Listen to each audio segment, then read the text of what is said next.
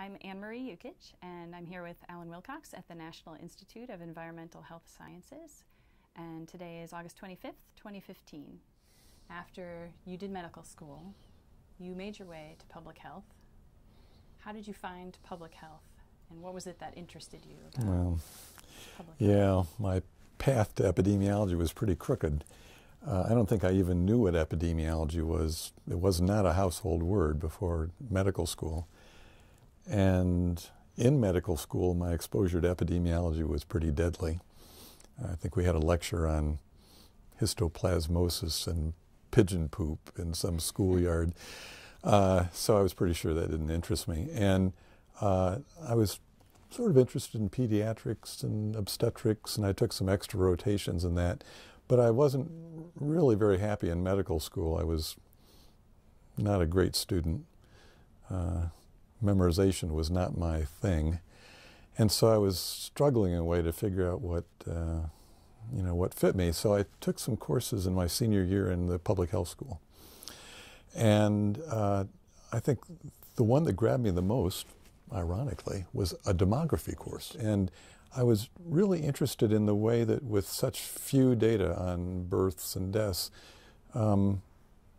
we could construct these complicated pictures about the health of a population. So I did a year's internship, and then I decided to go to public health school.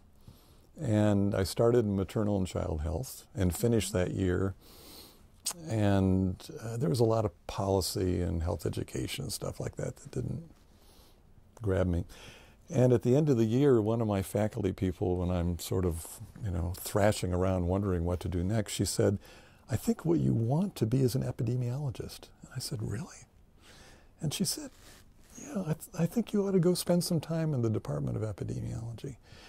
And in those days, there was a lot of training money.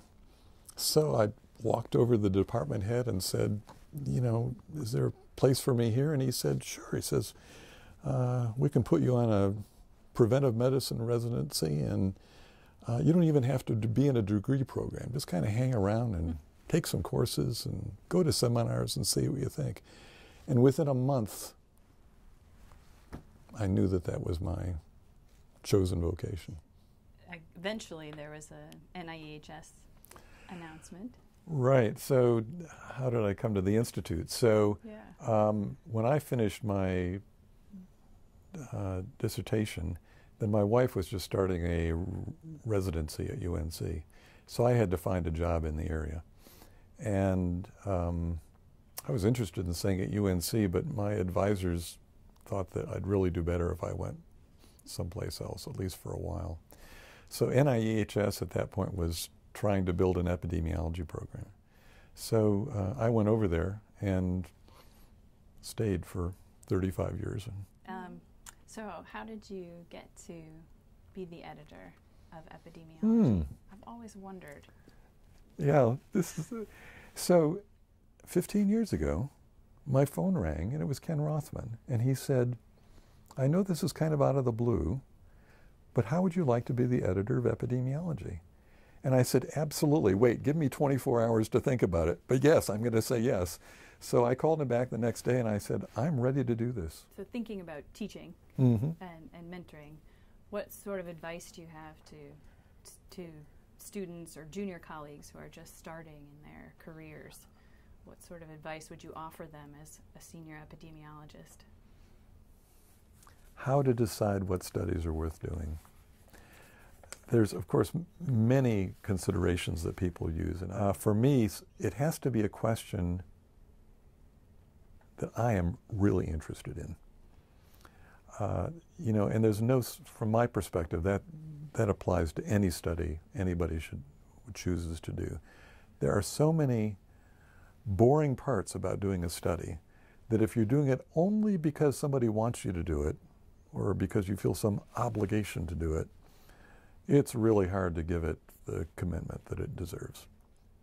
Collaboration is so essential for epidemiology. We so much need colleagues we trust who can tell us when we're wrong. So how do you keep those collaborations? And I think part of it is to be generous with your collaborators.